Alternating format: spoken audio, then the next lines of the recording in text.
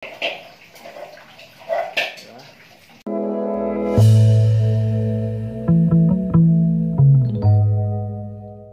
Siyempre, mga tol, nandito kami ngayon. Nagluto kami ng ito, nipid na manok. Ayan. Alright. So, ito yun. Ayan. Dahil maulan, walang tigil yung ulan. Yung naisip namin lutuin.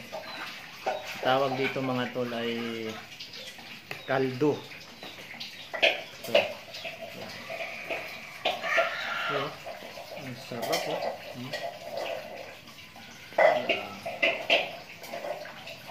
Diba? Tara, kain tayo. Ito. Ayan. Lutong manok. Ayan o. Ayan.